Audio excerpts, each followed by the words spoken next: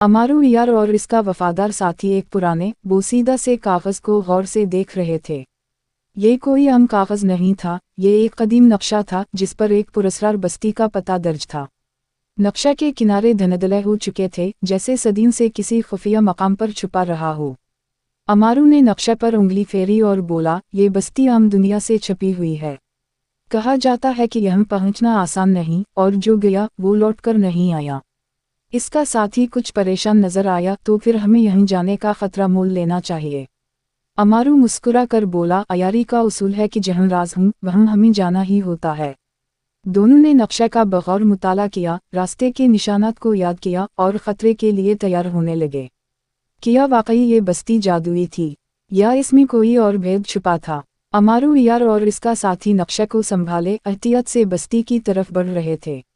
रास्ता सुनसान और खौफनाक था, जैसे कई सालों से यहाँ कोई नहीं गुजरा। जैसे ही वो बस्ती के करीब पहुंचे, फिजा में अजीब सी खनकी महसूस होने लगी।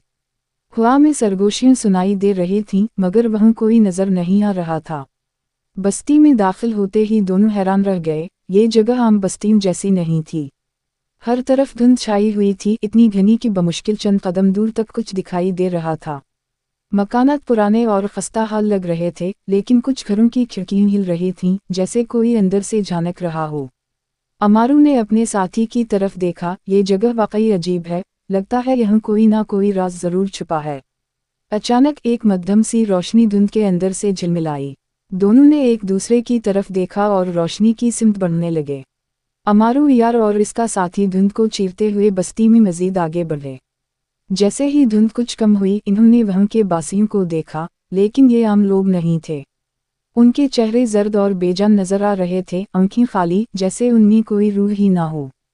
वो आहिस्ता आहिस्ता चल रहे थे, लेकिन अजीब बात ये थी कि उनके कदम जमीन को नहीं छू रहे थे, जैसे वो हवा में मुअल्लक हों। उनकी हरकत किसी ख्वाबीदा शख्स की तरह थी, जैसे वो किसी जादू के ज़ेर असर हों। अचानक एक तरफ से सरगोशी भरी आवाज़ आई, नौजवानों, यहाँ रुकना मत। अमारू और इसका साथी चौंक कर पलटे। एक बूढ़ा शख्स करीब खड़ा था, इसकी दाढ़ी लंबी और सफ़ेद थी, आंखों में उदासी और तजर्बे की चमक। वो किसी पुराने दरख्त के तने से टेक लगाए खड़ा था। अमारू ने मुहतात लहजे में पूछा, बाबा, ये बस्ती ऐसी क्यों है? यहाँ के लोग ऐसे क्यों हैं? बूढ़े ने गहरी सांस ली और धीमी आवाज़ में बोला, ये लोग अब आज़ाद नहीं, ये किसी के काबू में हैं। अगर तुम ज़्यादा देर यहाँ रुके तो तुम्हारा भी यही हाल होगा। अमारू और उसके साथी के दिल में सनसनी दौड़ गई। आखिर ये बस्ती किसके काबू में थी, और वो कौन सा खौफनाक राज था जो यहाँ छुपा हुआ था? बूढ़ा शख्स अमारू और उसके साथी को एक तरफ इशारा करता है और कहता है, मेरे पीछे आओ, मैं तुम्हें वो जगह दिखाऊंगा जहाँ तुम्हारे सवालात के जवाब मिलेंगे। दोनों इसके पीछे चल पड़े। वो एक तंग सी गली से होकर एक बुलंद वाओ बाला इमारत के करीब पहुंचे, जो एक कदीम किले की तरह नजर आ रही थी। इमारत इतनी बड़ी थी कि उसका साया पूरे इलाके को ढंपे हुए था। बूढ़ा शख्स दरवाजे की तरफ बढ़ा, जो कि बहुत ही खौफनाक और पुरस्कार था। इसका दरवाज़ा लोहे का था, जिस पर काई और जंग चमक रहे थे, और इस पर इनकोदार एक गहरा निशान नजर आ रहा था। दरवाजे के दोनों तरफ जादुई अलामतें कुंदा थीं, जैसे ये किसी मखसूस क़ुव्वत से बंधा हो। ये दरवाज़ा न सिर्फ जिस्मानी तौर पर बल्कि जादुई तौर पर भी बंद है। बूढ़ा शख्स बोला, ये वो दरवाज़ा है जिससे कोई बाहर नहीं आ सकता, मगर तुम्हारी तकदीर तुम्हें यहाँ ले आई है। अमारू और इसका साथी दरवाजे के करीब पहुंचे तो इन्हें एक अजीब सी कंपन महसूस हुई, जैसे पूरा किला जानदार हो और दरवाज़ा उनके सामने मजीद भारी हो गया हो। अमारू ने दरवाजे को छूकर उसे खोलने की कोशिश की, मगर वो हलता तक नहीं था। ये दरवाज़ा इस वक्त तक नहीं खुलेगा जब तक तुम इसके राज को नहीं समझ लोगे, बूढ़ा शख्स बोला, और फिर एक तरफ से एक गहरी सांस लेकर दरवाजे की तरफ इशारा किया। अमारू और उसके साथी एक दूसरे को देखकर चुप हो गए और इस खौफनाक दरवाजे के सामने खड़े हो गए, जैसे एक नए इम्तिहान का आगाज़ होने वाला हो। अमारू यार और इसका साथी जब अंदर दाखिल हुए तो एक अजीब मंजर ने उनका इस्तकबाल किया। वो एक वसी कमरे में पहुंचे, जिसकी दीवारों पर कदीम जादुई नक्श व निगार बने हुए थे। कमरे के वस्त में एक बुलंद सुतून था, जिसके इर्द गिर्द जादुई धुंध छाई हुई थी। जैसे ही वो कदम रखते ही अचानक कमरे की फिजा तब्दील हो जाती है और एक गहरे, गुस्से भरे क़हक़हे की आवाज़ सुनाई देती है। तुम यहाँ क्यों आए हो? ایک غصے والی آواز گونجتی ہے اور اچانک ایک جن کی شکل میں مخلوق ظاہر ہو جاتی ہے۔ اس کا بدن آگ کی لپٹوں سے احاطہ تھا اور آنکھوں میں غصہ اور انتقام کی جھلک تھی۔ وہ دیواروں کے ساتھ ایک پراسرار طریقے سے چل رہا تھا جیسے وہ پورے کمرے کا مالک ہو۔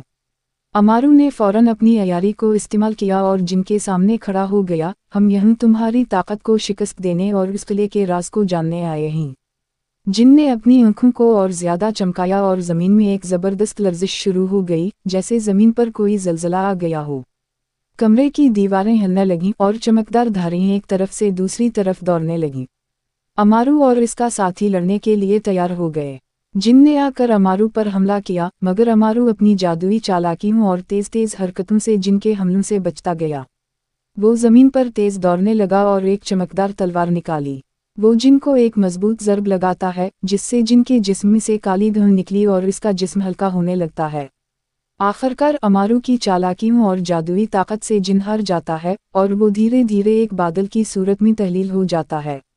جن کی شکست کے بعد کمرے کی دھند ختم ہو جاتی ہے اور اچانک ایک دروازہ کھلتا ہے جو ایک غار کی طرف لے جاتا ہے۔ غار میں ایک بڑا خزانہ چھپا ہوتا ہے، سونے کے سکے، جواہرات اور قیمتی اشیاء۔ امارو اور اس کا ساتھی اس خزانے کو دیکھ کر حیران ہو جاتے ہیں۔ امارو مسکراتا ہے اور کہتا ہے، یہ خزانہ صرف مال و دولت کا نہیں بلکہ یہ ہمارے عزم اور عیاری کی کامیابی کا نتیجہ ہے۔ امارو یار اور اس کا ساتھی خزانے کو دیکھ کر خوشی سے بھر گئے۔ انہوں نے فوراً سونے کے سکے، جواہرات اور قیمتی اشیاء بوروں میں بھرنا شروع کر دیا۔ ان کی آنکھوں میں کامیابی کا جوش تھا، لیکن اچانک ایک زوردار آواز سنائی دیتی ہے، قلعہ لرزنے لگتا ہے جیسے اس کی بنیادیں ہل رہی ہوں۔ امارو فوراً متنبہ ہوتا ہے، یہ کیا ہو رہا ہے؟ اس کے ساتھی نے جلدی سے کہا، ہمیں فوراً یہاں سے نکلنا ہوگا، یہ قلعہ اب گرنے والا ہے۔ امارو اور اس کا ساتھی فوراً خزانہ بھرے بورا لے کر اس جگہ سے نکلنے کی کوشش کرتے ہیں۔ جیسے ہی وہ دروازے سے باہر نکلتے ہیں، قلعہ کی دیواریں ٹوٹنے لگتی ہیں اور ایک زلزلے کی شدت سے پورا قلعہ ہل رہا ہوتا ہے۔ دھماکوں کی آوازیں آ رہی ہیں اور نیچے سے مٹی اور پتھر گرنے لگتے ہیں۔ دونوں تیز قدموں سے باہر کی طرف دوڑتے ہیں اور اچانک قلعہ کا ایک حصہ ان کے قریب گرتا ہے، مگر امارو اپنی عیاری سے بڑی مہارت سے ایک طرف چھلانگ لگا کر بچ جاتا ہے۔ اس کا ساتھی بھی کسی طرح بچ نکلتا ہے۔ بالآخر دونوں باہر نکل آتے ہیں اور قلعہ کے دروازے کے قریب پہنچتے ہیں، جہاں انہیں ایک بڑی سانس کا راحت کا احساس ہوتا ہے۔ قلعہ کا باقی حصہ اب زمین بوس ہو چکا تھا اور اس کا ملبہ دھیرے دھیرے زمین میں دبا جا رہا تھا۔ ہم کامیاب ہو گئے، امارو خوشی سے کہتا ہے اور اس کے ساتھی نے قریبی پہاڑی پر چڑھ کر اپنی فتح کا جشن منایا۔ دونوں اپنی جیت کا جشن مناتے ہیں، خزانہ ان کے پاس ہے اور اس بات کا احساس کہ انہوں نے ایک پراسرار اور خطرناک جگہ کو فتح کر لیا ہے، انہیں بے پناہ سکون دے رہا ہے۔